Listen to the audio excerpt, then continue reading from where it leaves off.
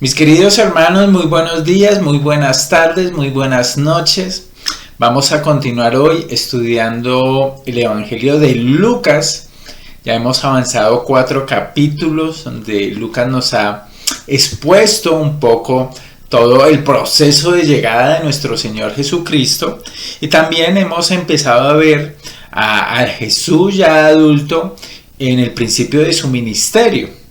Y a partir del capítulo 5 vamos a empezar al Señor no trabajando solo, sino formando, transformando y trabajando con todo un equipo que Él ha llamado para la obra del ministerio.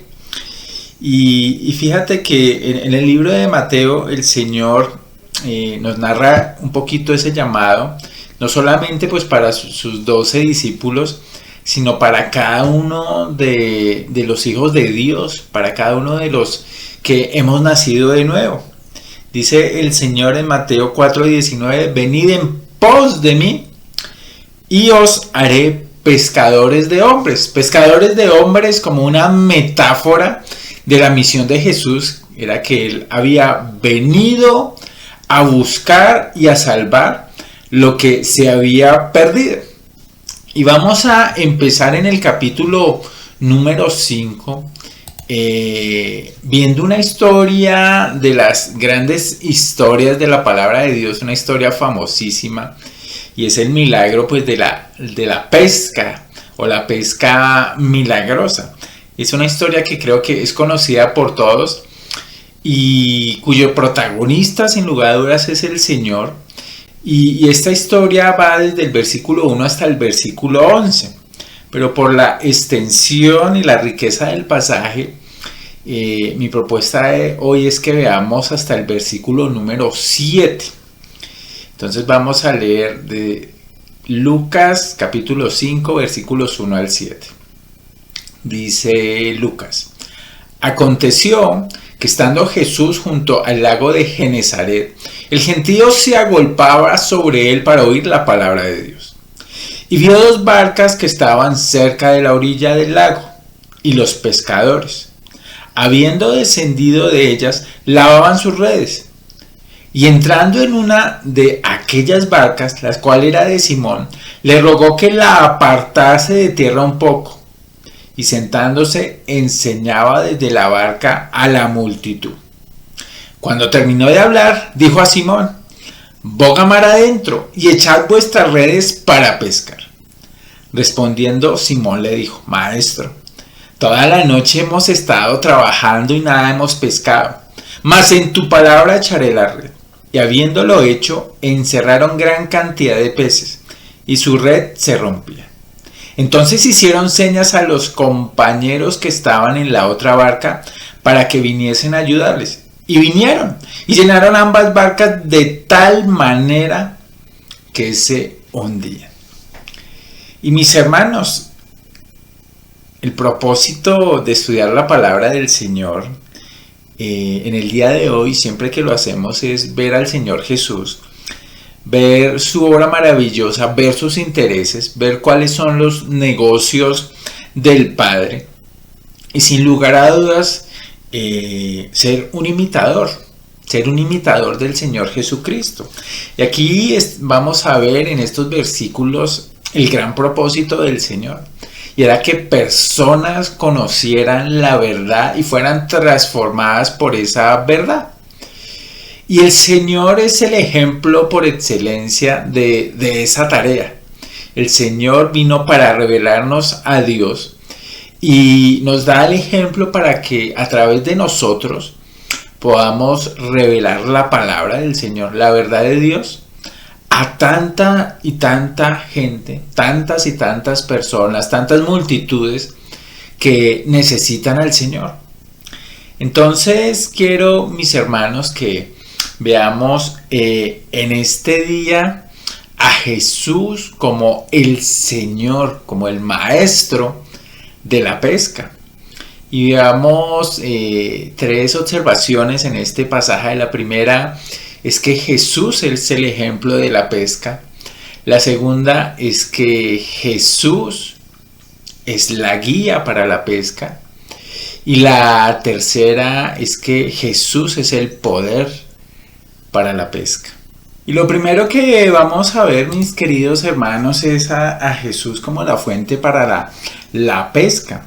Nuestro capítulo número 5 empieza diciendo y conectando con lo que el Señor venía haciendo.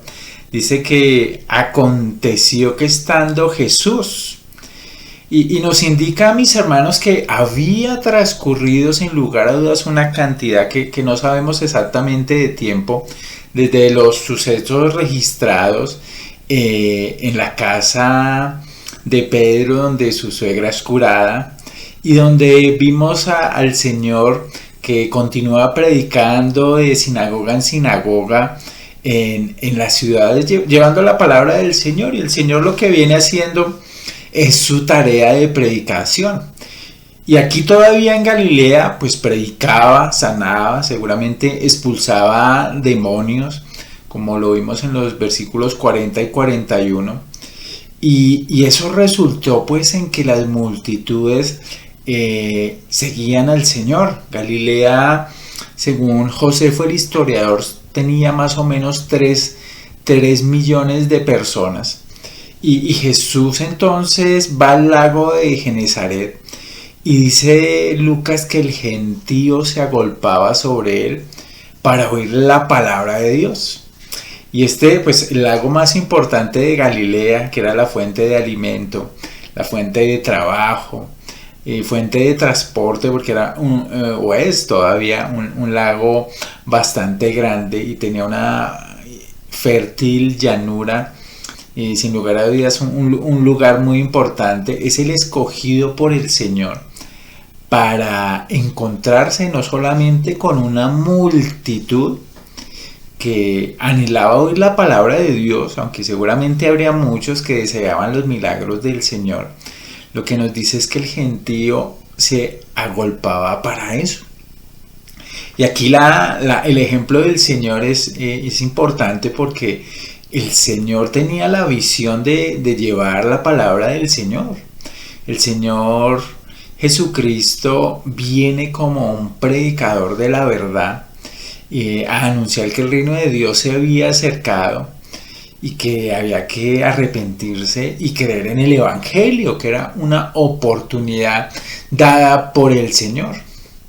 Y fíjate que estas multitudes pues que estaban alrededor de Jesús querían escuchar la palabra del Señor, y aunque el Señor, claro, no era un expositor del Antiguo Testamento, lo vimos aquí en Lucas 4 con su exposición de Isaías, pues aquí la expresión, la palabra de Dios pues tiene que ver con todo lo que salía de la boca del Señor. El Señor había venido a revelar al Padre, venía a contar las buenas nuevas de lo que hacía el Dios Todopoderoso desde el Antiguo Testamento, y lo que estaba haciendo a través de él como una revelación del mismo Dios. Y el tema del Señor eran las buenas nuevas de salvación. La verdad de cómo entrar en el reino de Dios y disfrutar de él. Y ya en Isaías 61 habíamos visto un poquito de qué se trataba eso de la salvación. Y aquí seguramente el Señor pues seguiría hablando de él como una verdad que los espiritualmente pobres podían recibir para ahora ser ricos en Dios, que los prisioneros espirituales ahora serían liberados, que los que eran ciegos ahora podrían ver, se les daría la vista, y los que estaban esclavizados pues dejarían de su servidumbre para venir a la libertad. Y el Señor ofrecía perdón, salvación y vida eterna. Y mis hermanos, eso era lo que necesitaba esa multitud. Y eso es lo que necesita la multitud hoy, porque la promesa del Señor es clara. Estudiábamos en el libro de Juan capítulo 5 versículo 24, donde el Señor dice: de cierto os digo, algo que tiene un peso muy grande, que es muy importante. el que oye mi palabra y cree al que me envió tiene vida eterna y no vendrá a condenación, mas ha pasado de muerte a vida. Entonces estas multitudes estaban expectantes para oír que la palabra del Señor que transformaría sus vidas. Y el que recibía esa palabra, el que creía en Jesús como el enviado de Dios, tendría vida eterna y no vendría la condenación que está sobre todo hombre. Su paso de las tinieblas a la luz del Señor lo expone como ha pasado de la muerte a la vida. Y esta enseñanza del Señor era peculiar, porque era muy diferente a lo de los rabinos, cuya autoridad se relacionaba más con hablar de lo que decían otros rabinos acerca de la Torá. Pero Jesús, que siendo el Señor, siendo Dios, hablaba largamente de la esperada revelación del reino de Dios en la figura del Mesías, en la figura de Él mismo. Por eso en Galilea, en Nazaret específicamente, les dijo: esta escritura se ha cumplido delante de ustedes, que el Dios poderoso vendría en carne humana. Y cuando hablaba pues el Señor, sin lugar a dudas, hablaba la verdad. Él mismo era la verdad encarnada, ya que pues Él venía del Dios verdadero, y el Dios, uno de sus atributos esenciales es que habla la verdad, y que su palabra, dice el Salmo 138:2, es una expresión de la verdad. Por eso Jesús podía declarar: yo soy el camino, yo soy la verdad y yo soy la vida. Y fíjate que en el mismo Evangelio de Juan, en Juan 1:14, por ejemplo, Juan nos decía que aquel verbo fue hecho carne y habitó entre nosotros. Y Juan da testimonio porque dice: vimos su gloria, gloria del unigénito del Padre, lleno de gracia y de verdad. Y si usted salta ahí al versículo número 17 también de Juan 1, dice que pues la ley por medio de Moisés fue dada, pero la gracia y la verdad vinieron por medio de ¿quién? De Jesucristo.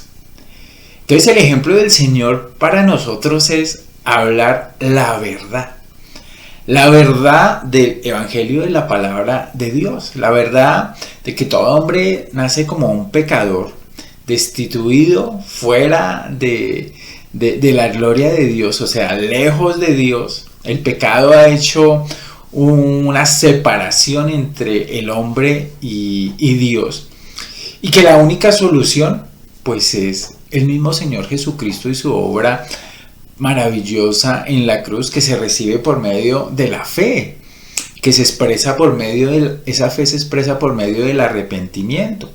Porque en Juan 7:16, mis hermanos, que es un versículo hermoso, donde el Señor empieza a exponerle a la multitud también allí, nos describe Juan, les dice que mi doctrina no es mía, sino de aquel que me envió.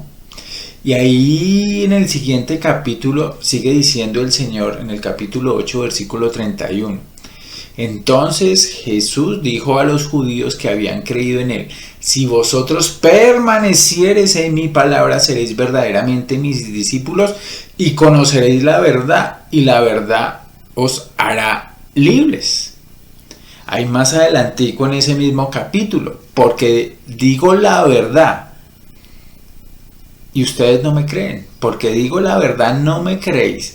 ¿Quién de vosotros me reargulle de pecado? Pues si digo la verdad, ¿por qué vosotros no me creéis? Entonces el Señor está diciéndoles: mire, yo fui enviado para hablar la verdad, y la verdad es lo que les hablo. Y ahí mismo en el Evangelio de Juan, en el capítulo 12, Jesús vuelve a afirmar que Él hablaba exactamente como el Padre le ordenaba, porque yo no he hablado, dice el Señor, por mi propia cuenta. El Padre que me envió, Él me dio mandamiento de lo que he de decir y de lo que he de hablar. Y este sería un versículo clave para todos los que tenemos la oportunidad de compartir la palabra de Dios, que es el Padre el que nos guía, porque no hablamos por nuestra propia cuenta, sino que hablamos según lo que el Señor quiere que hablemos.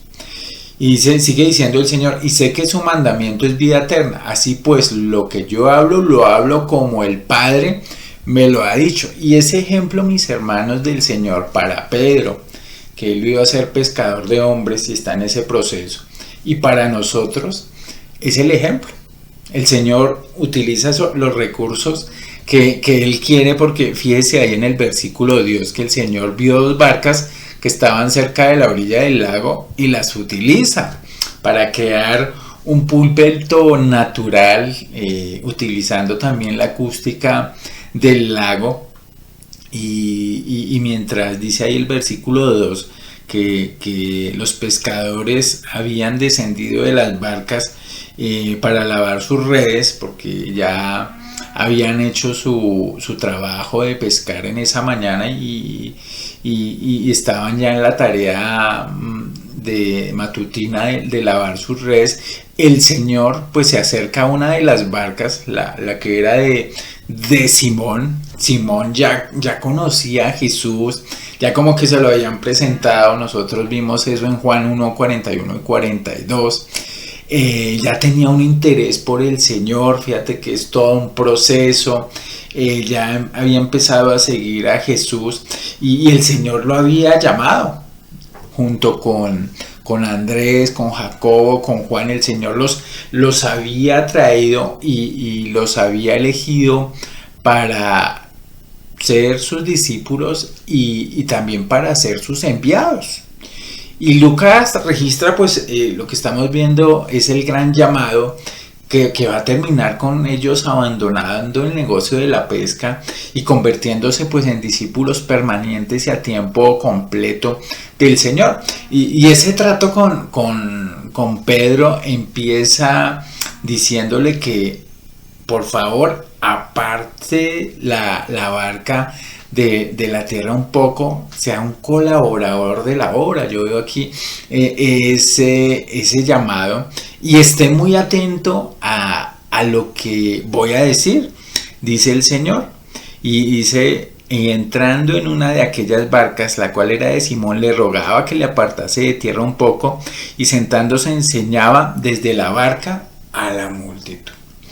Ese es el ejemplo del Señor que podemos resumir en que el Señor viene para hablar la verdad de Dios, la verdad que transforma vidas, y es el ejemplo que va a seguir Pedro, y que a lo largo pues de su tarea ministerial va a continuar con la misión de Jesús. Y mis hermanos, después de haber visto el ejemplo del Señor como un predicador de la verdad, como la misión para cada uno de nosotros de hablar la verdad, enviados por el mismo Señor, vamos a ver a Jesús como el guía de la pesca.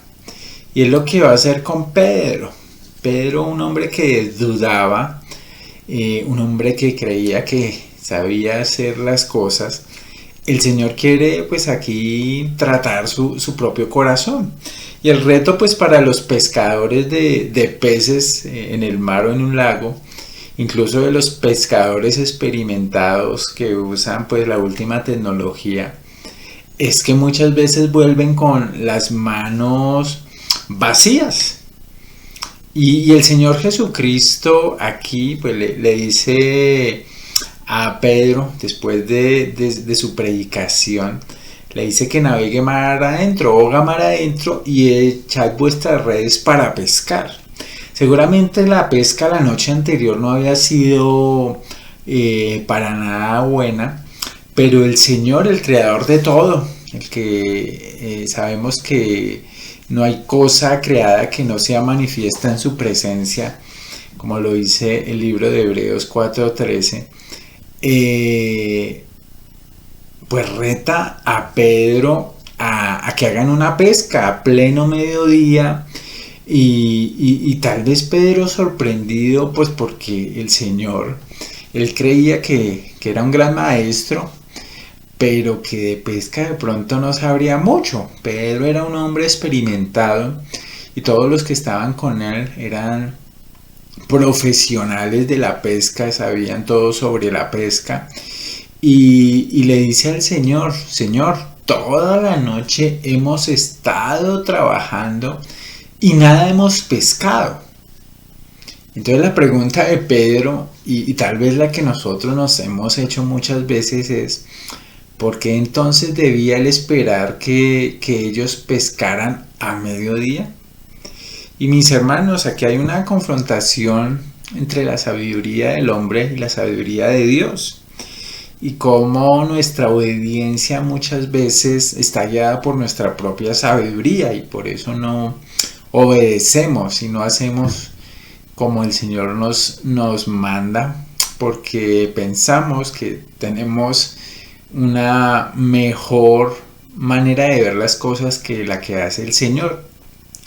Y creo que a veces tenemos que dar este paso de fe, o muchas veces tenemos que dar este paso de fe como el que da Pedro, el que él dice: mas en tu palabra, Señor, echaré la red. Y el reto del Señor para la pesca, mis hermanos, es que hemos sido enviados a Judea, a Jerusalén, a Judea, a Samaria y hasta lo último de la tierra. Y esa es la misión del Señor.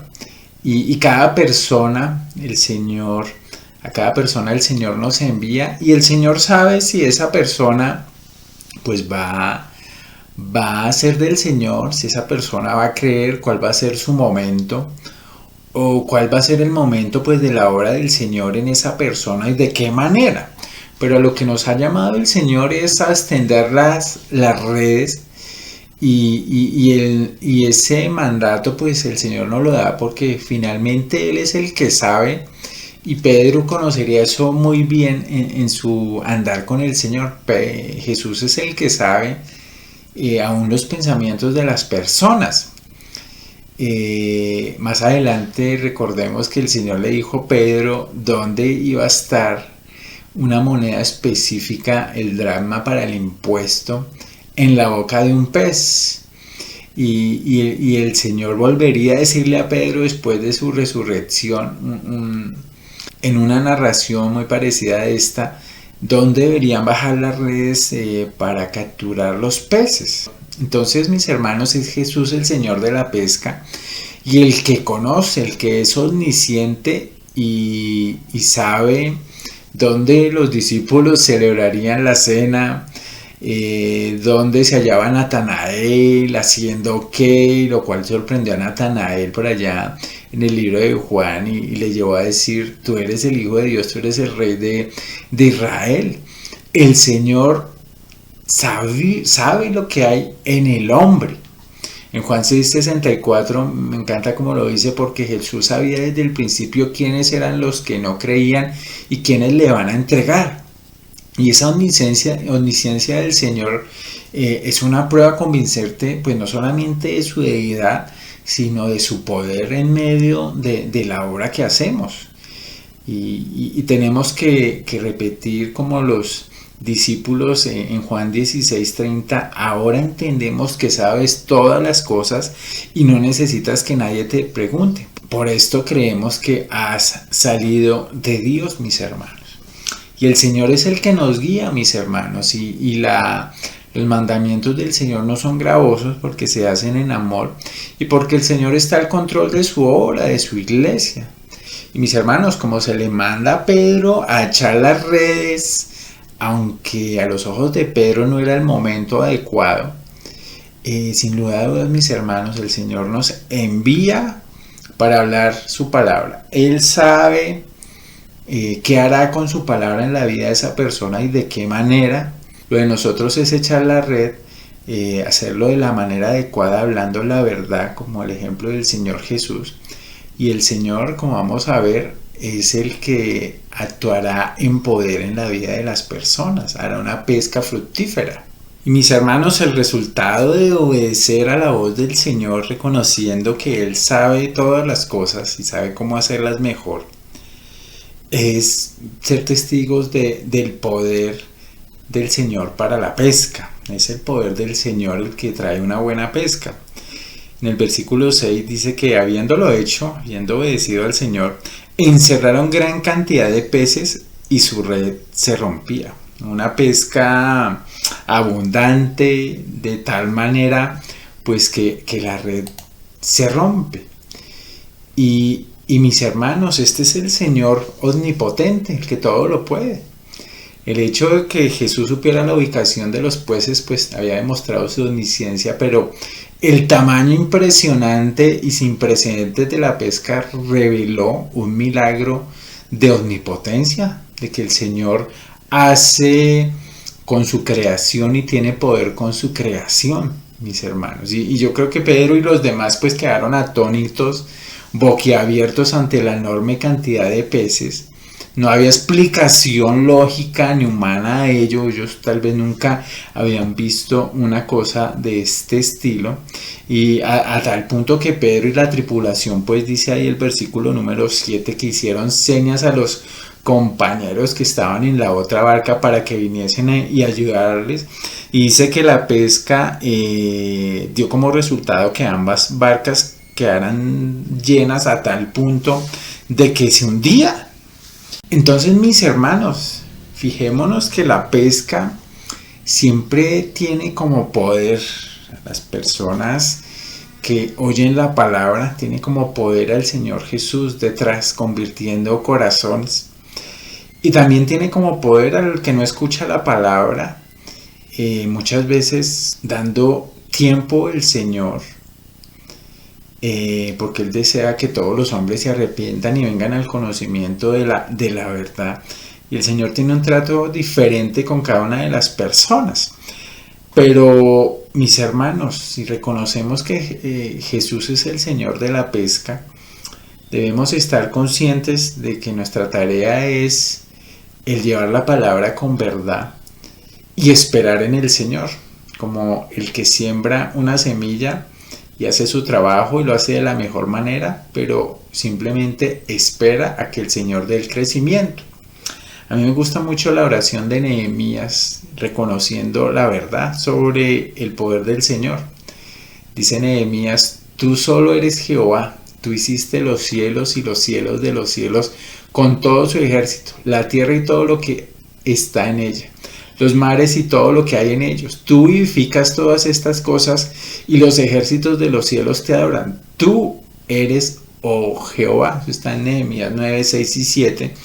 Y ese reconocimiento de Nehemías, mis hermanos, es algo que nosotros debemos tener, de que el Señor tiene poder sobre todo lo creado y sobre todo sobre los corazones de los hombres. Es el Señor el que hace la obra. Y el Señor elige personas y nos ha elegido a nosotros para seguir la misión de proclamar el Evangelio. El Señor le dice a sus discípulos: no me elegisteis vosotros a mí, sino que yo os elegí a vosotros y os he puesto para que vayáis y llevéis mucho fruto. Y el Señor es el poder detrás de ese fruto, mis hermanos. El Señor es el poder detrás de todo lo que se hace en la obra del Señor. Entonces, mis hermanos, tenemos, y lo que nos pide Pablo es también lo que le pedía a los corintios: hermanos míos, estad firmes y constantes, creciendo en la obra del Señor siempre.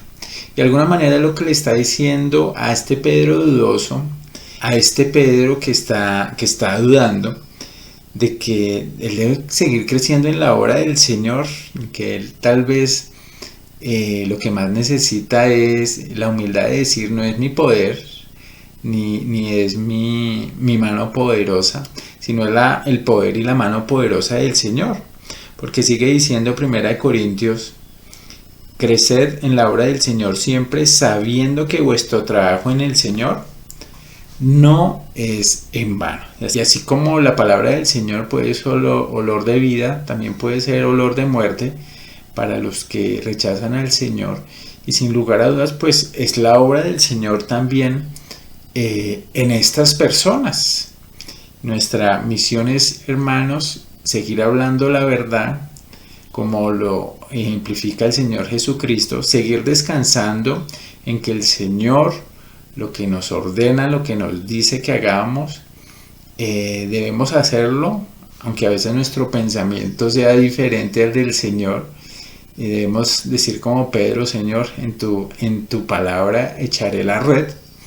Y debemos, mis hermanos, descansar en que la obra del Señor se hace siempre y que es el poder del Señor en todo lo que se hace cada día. Entonces es Jesús, mis hermanos, finalmente el Señor de la obra, y la gloria y la honra pues sean para el Señor en todo esto.